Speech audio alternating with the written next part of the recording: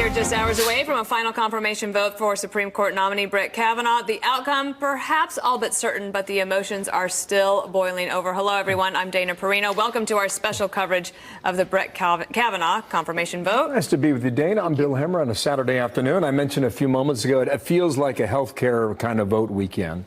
That's the sense you get. Although probably higher stakes. Could be. You believe that long term? Oh, definitely. I think a lifetime appointment on the Supreme Court with all of these issues hanging in the balance. You saw last hour we had a quote from Elena Kagan, one of the Supreme Court justices. She says there is no longer a swing vote on the Supreme Court. And as Andy McCarthy is saying, as Americans place more and more importance on what the court decides, as Congress sort of shirks its responsibilities, then yes, I think this is bigger than that. Because we need more executive action from the White House, too, is what we have seen over the past few presidencies, too. So we believe Republicans have the votes, but again, it's never official until they're all in. Protesters still making their voices heard. A moment ago, we saw the steps to the Capitol. They're now flooded with protesters. That's a live look now from Capitol Hill. Last-ditch attempt to derail the confirmation, or at least let their voices be heard. All the allegations of sexual assault sparking a tremendous outcry on the left. All those allegations shot down, some would argue rather effectively, by Susan Collins late yesterday afternoon. And Republicans, they're now making the case the process has reawakened a sleeping giant across the country on the right. You may or may not have noticed the rising enthusiasm among Republican voters. I think our people are going to be just as fired up as theirs a month from now, and everybody's going to remember what they did to Brett Kavanaugh. Is this the shot in the arm that the Republicans needed? Absolutely. Absolutely. It is it's a wake-up call to why it's important to hold the Senate. Mitch McConnell with Laura Ingraham last night. With me now, the chairman of the Senate Judiciary Committee, Iowa Senator Chuck Grassley. Sir, thank you for your time, and good afternoon to you. I don't know what you're feeling right now, but go ahead and let's start there. Well, I feel it's a great day for us going through a fair and thorough process that I said I was going to hold throughout the committee process.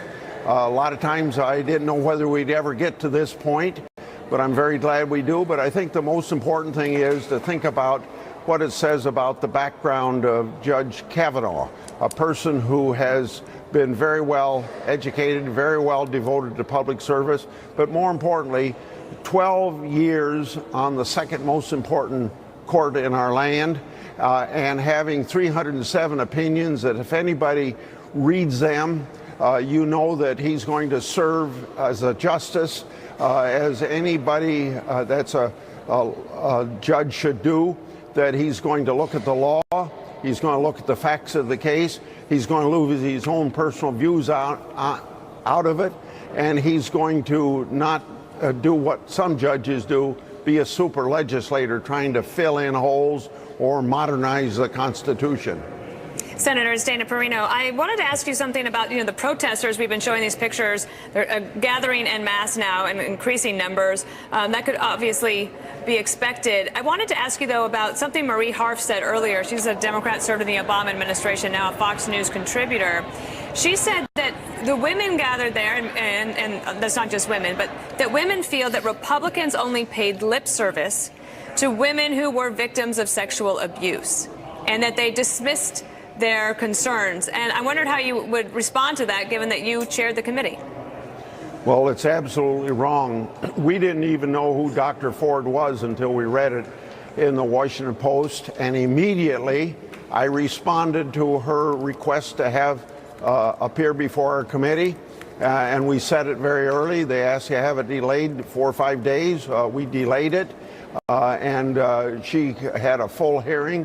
Oddly enough, if the Democrats were concerned about what Republicans might feel about that issue, the Democrats only gave her 10 minutes to answer any questions. Republicans gave her much, much more time and did focus on her and trying to get the facts out about her case. Democrats just spoke about her. We ran the clock on that. I think it came out to 25 minutes on the Republican side and 10 minutes on the Democratic side. The point is taken there. However, even at the 11th hour yesterday, you're looking for all this paperwork on behalf of some of these Senate offices, specifically Dianne Feinstein and Mazi Hirono in Hawaii.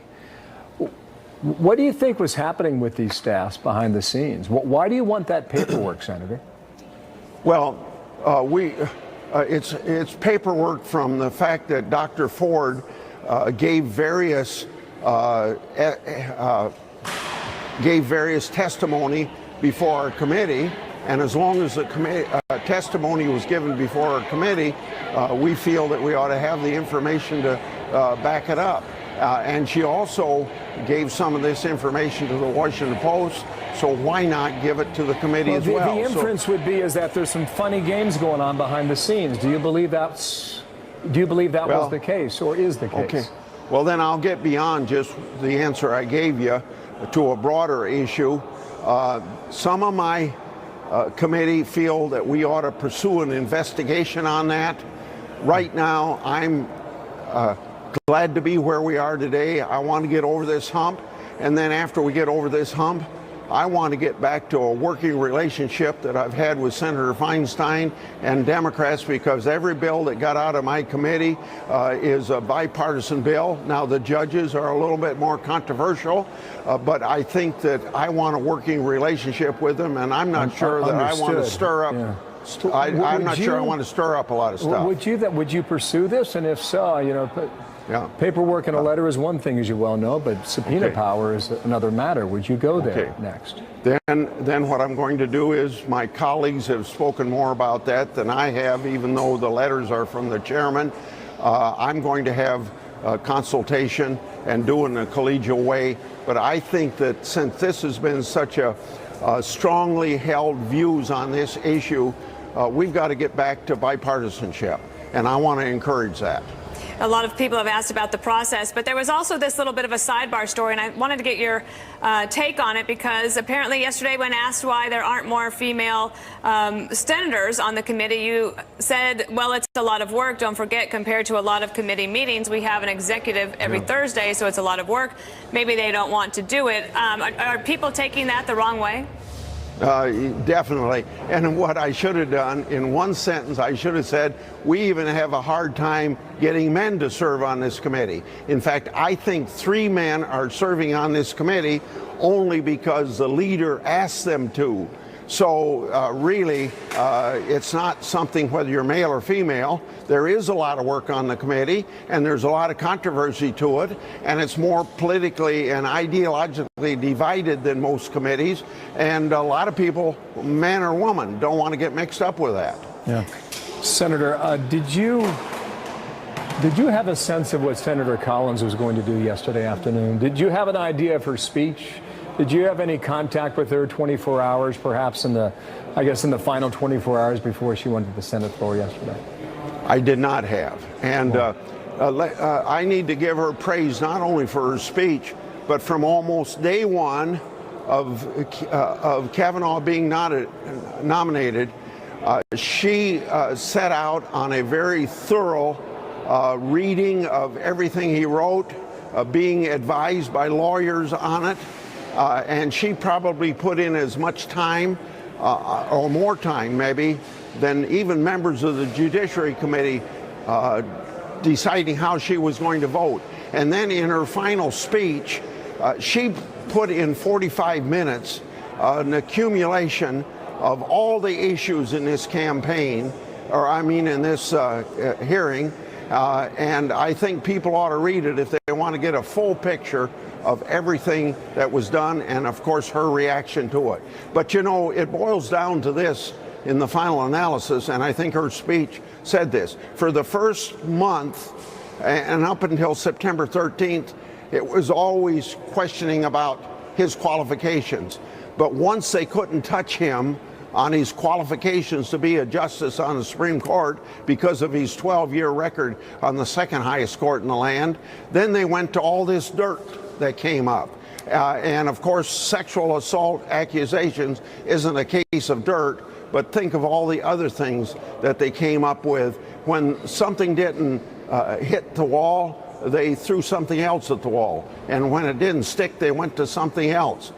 All to get away from his qualifications, extreme qualifications to be on this court. Sir, how would you respond to people who think that the integrity of the Supreme Court has been eroded because of this process, and they're worried that, Americans are losing trust in the very institutions that are supposed to hold us together? Can I give you a historical answer? Because Sure. I'm one of 4 or 5 people that was here when Clarence Thomas was here, and you remember the Anita Hill controversies, and you know about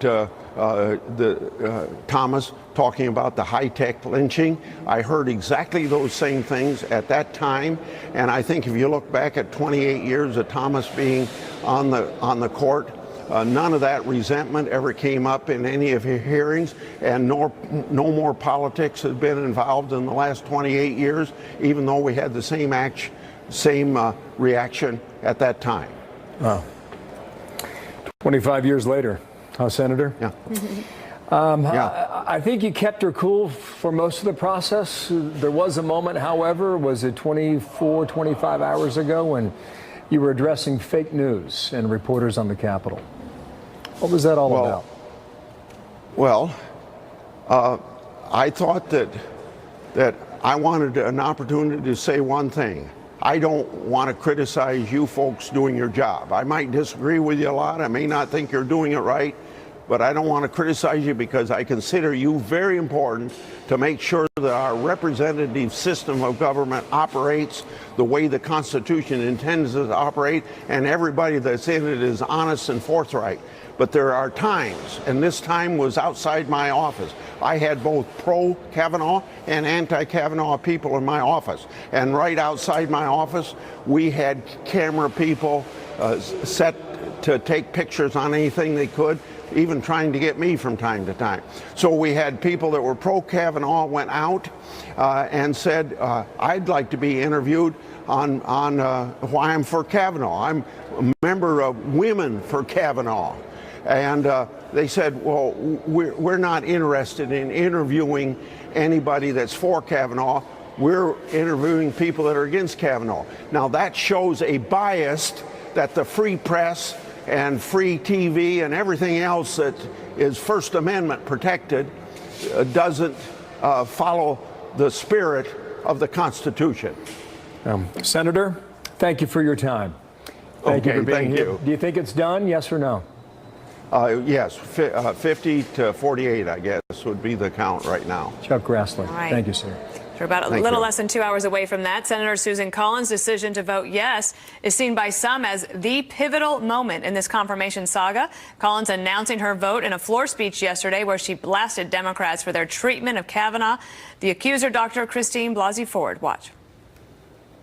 You have sacrificed her well-being in a misguided attempt to win whatever political crusade you think you are fighting. My only hope is that your callous act has turned this process into such a dysfunctional circus that it will cause the Senate and indeed all Americans to reconsider how we evaluate Supreme Court nominees. Now let's bring in Elizabeth Wydra. She's president of the Constitutional Accountability Center. Just take us back to yesterday at about 2:45 p.m. when we did not know what Senator Collins was going to say. What was going through your mind? Well, I think what was going through my mind yesterday is what was going through my mind just listening to Chuck Grassley right now. The only way that you can consider this day or this process to somehow be great, as he said, is if you care more about the raw exercise of political power than you do about the legitimacy of the Supreme Court, the integrity of the Senate, the thoughts and feelings and experiences of survivors of sexual assault, and frankly, even Brett Kavanaugh, who will now enter the Supreme Court as a justice with a heavy, dark cloud over his head that, if the Senate was actually interested in doing a real investigation, could have been alleviated if he actually had nothing to fear. So I think Senator Collins' speech yesterday was simply the culmination of a shameful process that has been a discredit to the Senate and will damage the court for a very long time. It's been that way from start to finish throughout this whole confirmation process. Well, let's take a step back then, because Senator Dianne Feinstein had the letter. We all know that. She did not come forward until the last moment. Then we had the last 3 weeks of the investigation, the supplemental FBI investigation, an accusation that was not ever corroborated. Why do you think Brett Kavanaugh, if confirmed to the Senate today in a couple of hours, goes to the Supreme Court with a dark cloud over his head? Well, the investigation wasn't going to find any corroborating information if they didn't interview any of the people who were put forth as having that corroborating information. You can't find what you don't look for in the first place. And I think Brett Kavanaugh, having given that speech, which it seems like he regrets now from his Wall Street Journal editorial op-ed that came out, that unleashed partisan fury, talking about a conspiracy from the Clintons, which I have, as a Supreme Court lawyer, have never, ever heard from anyone on the High Court or on the Courts of Appeals. It was extraordinary. And unleashing that partisan furor might have helped him get to the votes that he needs today to get confirmed, but it is going to place a cloud of partisanship over him and is going to undermine the public's confidence in the Supreme Court as an institution that should be there for all, provide equal justice for all, and not based on ideological divides. So I think the process didn't serve him well. It certainly didn't serve Dr. Ford well, and of the 10,000 ways in which this process was flawed, I wouldn't put Senator Feinstein's attempt to respect the request for privacy that Dr. Ford tried to really keep to at the top of that list. Would you be in support of an investigation into whoever leaked Dr. Ford's letter? And the Republicans say that they didn't have it, they didn't know about it. Would you support an investigation to find out who did that? I think given what is going on, we have credible sexual assault allegations against a nominee to the Supreme Court. We have, for generations, the legitimacy of the court at issue.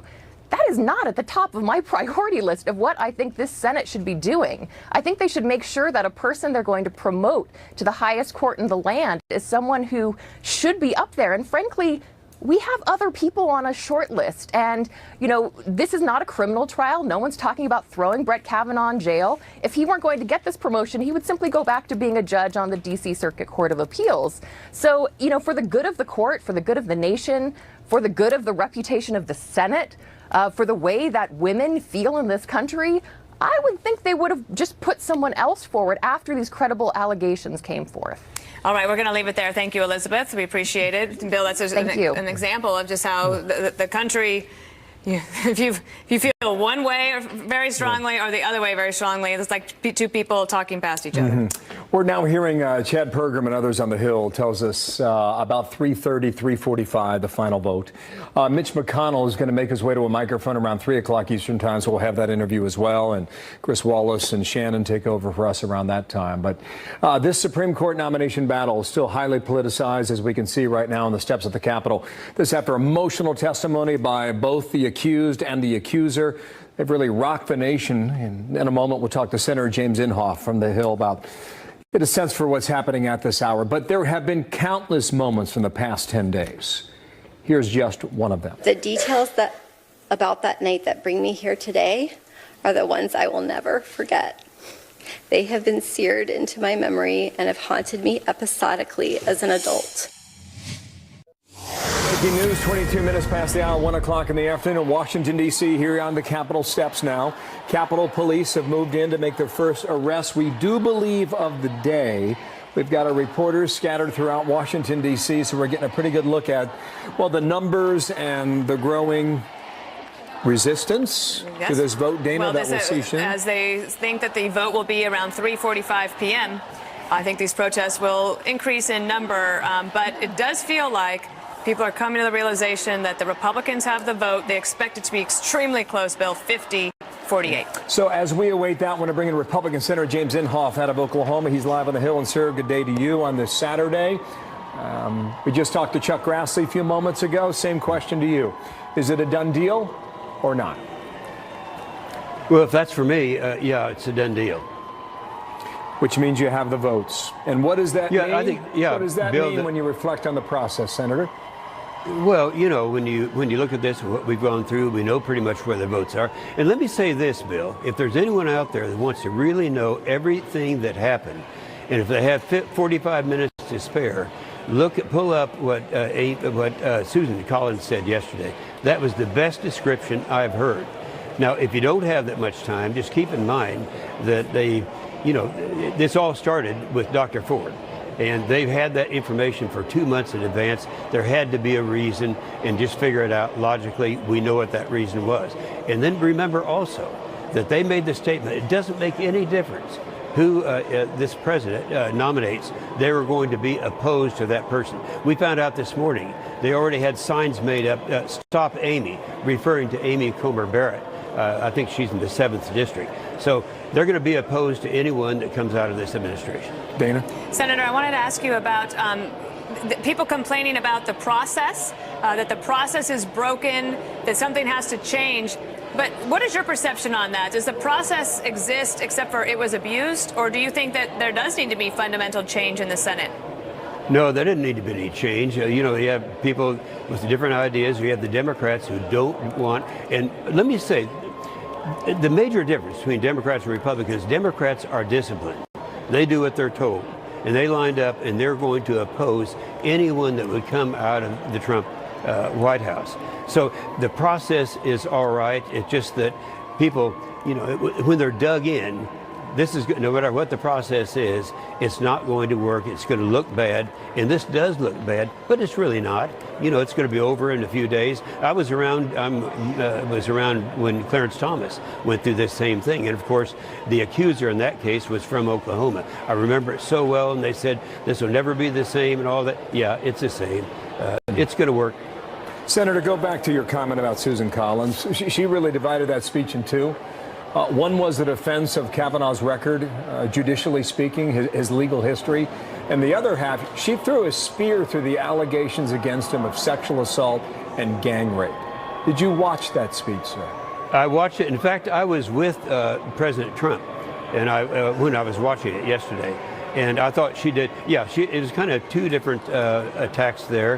One, as you pointed out very accurately, but it was put together in such a way that is so understandable. And Susan, is so credible. I thought she did a fantastic job.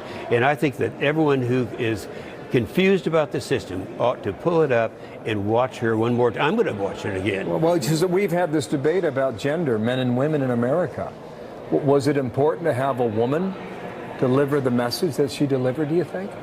Well, yeah, I think it probably was because, I'm sure it didn't go unnoticed. She had two other women, senators, right behind her all that time. I think that's important because the ones I talked to are the ones, maybe Oklahomans are different, I don't know.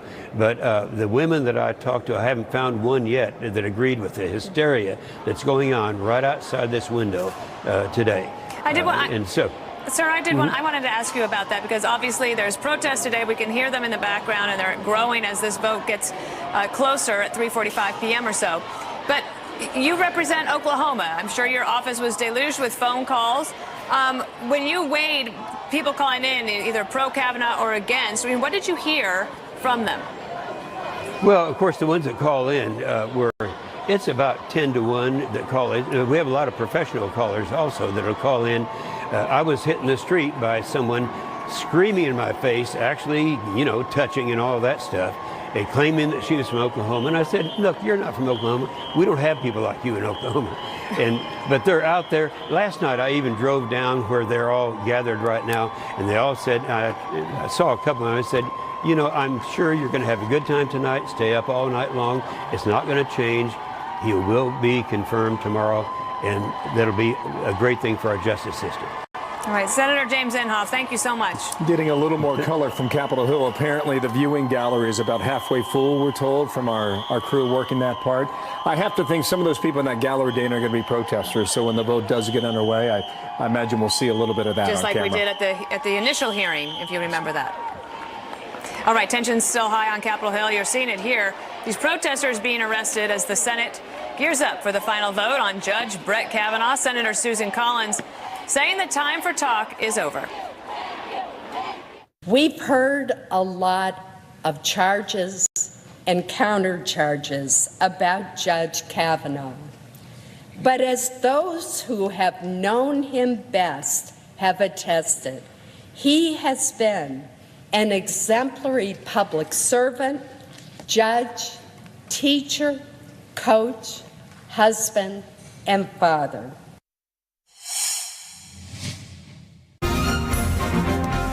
Welcome back. The Senate standing on the brink of a very momentous decision as it prepares to vote on the confirmation of Judge Brett Kavanaugh at about 3:30 p.m. Eastern. That's just a little less than 2 hours from now. After weeks of heated debate, Senator Mike Lee telling Shannon Bream there's no question that Kavanaugh is qualified. I've looked through his jurisprudence. This is a judicial conservative. That's not always the same as a political conservative. A judicial conservative looks at the law on the basis of what it says rather than what they wish it said. That's what I like about him, and that's why I'm fully confident in his ability to be a Supreme Court justice. Bill, we're going to go back to our panel here. We have so many good guests to talk to, and I want to bring back Chris Starwald if we can and mention two things to him. First of all, the generic ballot. In the last 3 weeks, you've seen an advantage for Democrats go from being what it is to really narrowing down. If you look at the polls, I just wonder if the Democrats have succeeded in, energizing the Republican base and depressing their own voters. And this just in, Chris, I want you to be able to talk about this. And excuse me, I'm going to look at my phone real quick. From the NRCC, money raised up 418%. Individual donors up 273%. Donations up 279%. And they just said that compared to this time in 2016, their donations are up 1,111%, and that pales in comparison to what the Democrats have raised. So there is just the politics. It's a wash in cash. Politics, neither of the parties are wanting for money. I love this 1,000% increase. 1,111. Chew on those numbers. 1 bajillion times 1 bajillion. The Democrats have 60 House candidates who individually have raised more than $1 million this cycle. The enthusiasm, the intensity is huge. This is another good metric for Republicans of how that intensity factor has gone up with Kavanaugh. The question is this: can they maintain it for the next month? And what are they going to do to keep this coalition engaged? We know what the problem has been for Republicans, which is that they've been divided. Traditional Republicans, conservatives, suburbanites versus working class white voters, the MAGA coalition, especially in the upper Midwest, the people who delivered places like Pennsylvania for Donald Trump. That's not a happy family typically. The Kavanaugh nomination and the fight, since it deals with both the Supreme Court, which is of paramount importance for conservatives, but also it deals with sort of a reactionary social movement, right? It's a moment. It's about the same sort of cultural conflict that got Donald Trump elected. So it brought them together. Can they stay together and can they stay enthusiastic for the next month? We will see. Yeah, Marie, what are you hearing on your side in terms of numbers and projections and the gazillions?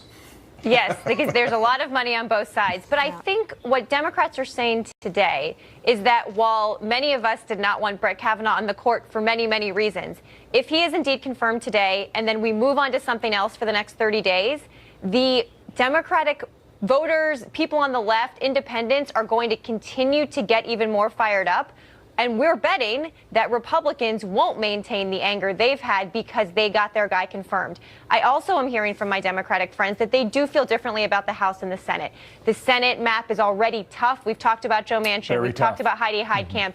The House map, because of the map and the math, is already better for Democrats. And the places Democrats need to win, Kavanaugh, like Donald Trump, is underwater in terms of where the polls are. So when it comes to the House, this will probably help. Our projections here at 5, we have about 2.5 dozen House seats that we believe are legitimate toss-ups. Could be a few more, could be a few less as we go over the next 30 Do we still have Karl Rove? I don't know if we do, but okay, we don't have Karl. But one of the things I was going to ask him was just about this idea of anger. Does it work, right? Like if you lose and you're angry, can you stay motivated for the next 30 days to vote? Or if you're Republicans and you're reunified for the first time in a long time, and we do have Karl Rove, great. Karl, I did want to get your take on just the politics of all of this, and I wonder about the Democrats going down this road, and you end up with the possibility that these red state Senate Democrats, that their chances were not helped by this process. Well, look, some Democrats will remain angry, and no ifs, ands, or buts about it, and that will help them in some respects. But to every action, there's a reaction. I think, in fact, I may have heard Marie say that yesterday or the day before. And the reaction will be the angry the Democrats, some Democrats are about this, and if they act over the top, there'll be a reaction on the part of Republicans. But here's the other thing to remember, and that is the Harvard-Harris poll had an interesting question.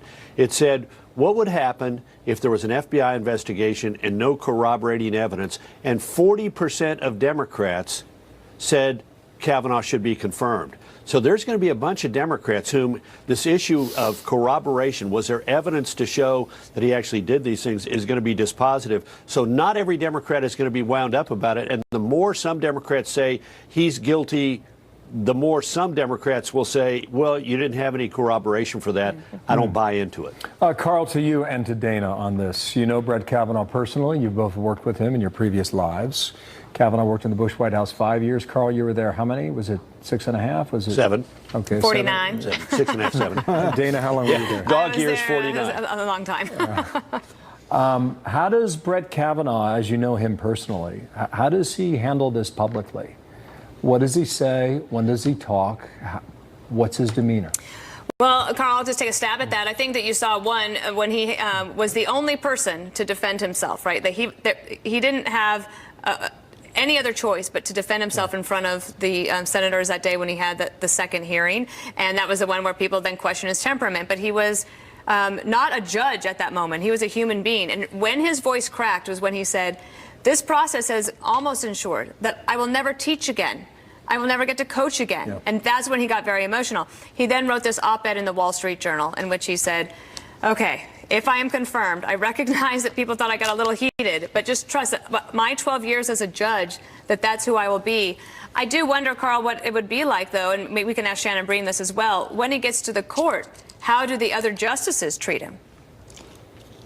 Well, I think that depends to some degree on how he treats them, and you and I know the answer to that. He was an incredibly good colleague. One of the kindest people I've ever met, diplomatic, thoughtful. He had a very tough job, as Dana knows, as staff secretary, where he had to take different opinions from different people and somehow meld it all together in a document that was worthy of going to the President of the United States and accurately reflected the different options that people were proposing that go to the President. And many a time I heard people say, you know what, Brett made my argument better, and somebody else would say, well, you know what, he made my argument better, and I'm opposed to you on this issue.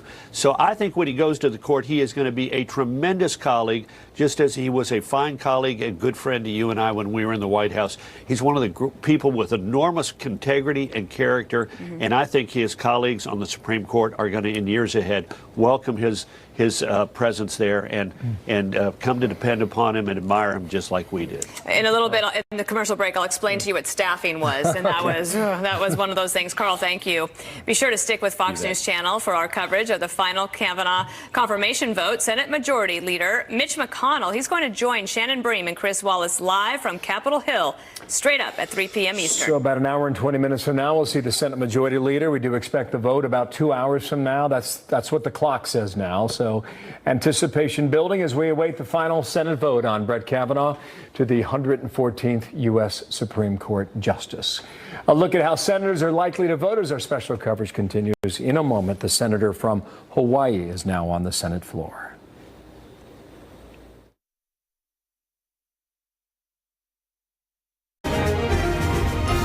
All right, welcome back as we awaited final confirmation vote on Judge Brett Kavanaugh. Senator Susan Collins' decision to vote yes, earning praise from Republicans, including former President George H.W. Bush, the former president tweeting, quote, political courage and class. I salute my wonderful friend and her principled leadership.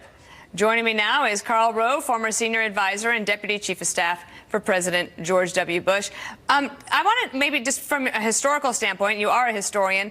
Where does this fall in Supreme Court battles? Is this the biggest one and the most tough one, the harshest one you've ever seen? Yes, I think it is. The Thomas hearings, as ugly as they were, look tame by comparison.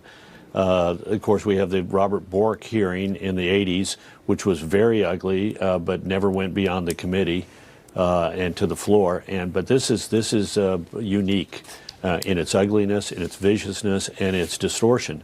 The simple fact that this could have been avoided if Dianne Feinstein had provided that letter to the FBI in July so that Dr. Ford could be anonymously keep her anonymity and still be interviewed and give the list of witnesses. Instead, we saw this play out on our television screens, and it was not a pretty sight for the Senate or the country. When we led into the segment, we showed a tweet from President George H.W. Bush, 41. Of course, now he's up in Maine, where Senator Collins is from. I think we showed a picture of George W. Bush.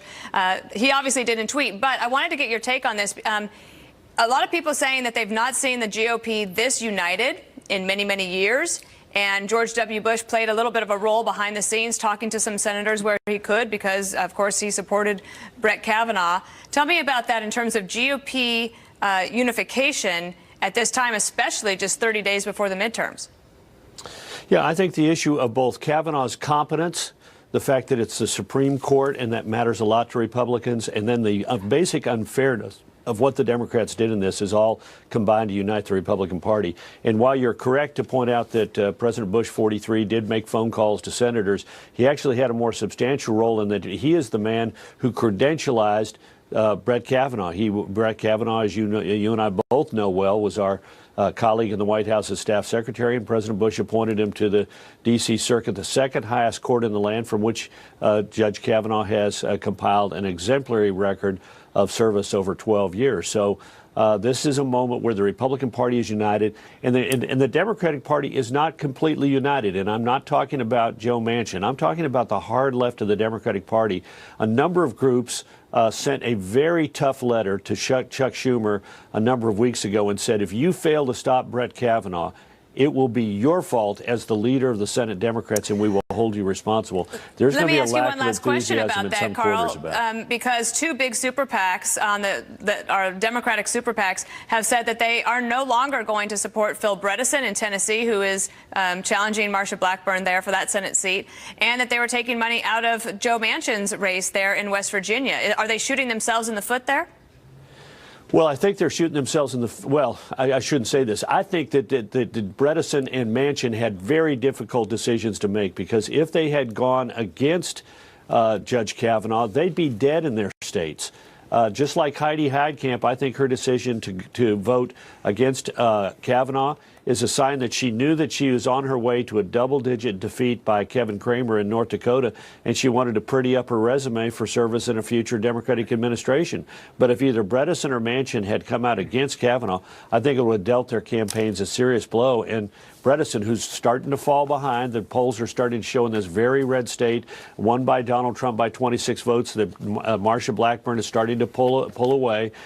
He knew that if he came out against Kavanaugh, it hurt him deeply, and he waited until the very last minute, hoping that this cup would pass from his lips, so to speak. All right, Karl Rove, thank you so much. We'll be back in touch with you. Senators still facing pressure in the final hours before a vote on Supreme Court nominee Brett Kavanaugh. As demonstrators continue to descend on Capitol Hill, we'll have a live report straight ahead. With Dana Perino, I'm Bill Hemmer. We're closing in on the hour. Soon to be a vote on the floor of the Senate.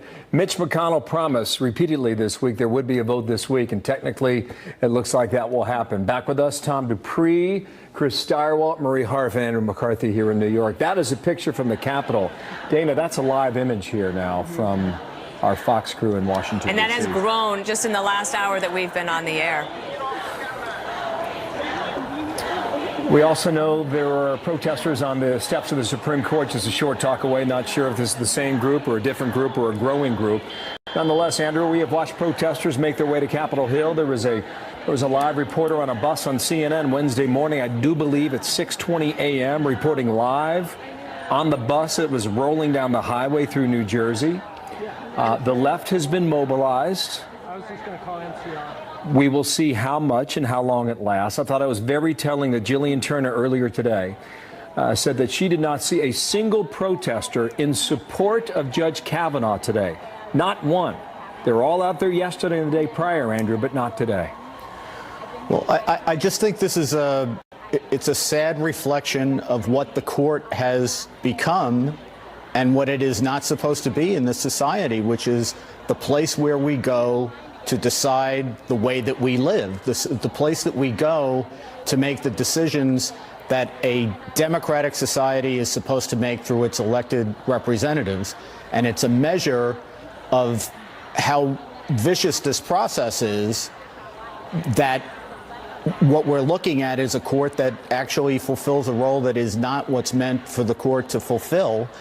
And when you have demonstrations outside the court like that, and you have demonstrations about a Supreme Court justice like that, what you're essentially saying is we want the court to be responsive to political pressure when the court is actually there to resolve the court's job is hard enough as it is. It is to resolve the difficult legal issues that have to be resolved.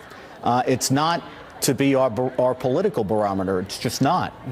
We expect a vote to be 50 yeas and 48 nays at the moment. One will vote present, one will vote absent. Clarence Thomas, 25 years ago, what was it? Well, it was close, less than that. But, 52-48. But I think, you look at John Roberts in 2005, he got 78 votes. It was quite bipartisan, so we've come a long way. 25 years ago, Ruth Bader Ginsburg at 96 votes. Just remarkable. Chuck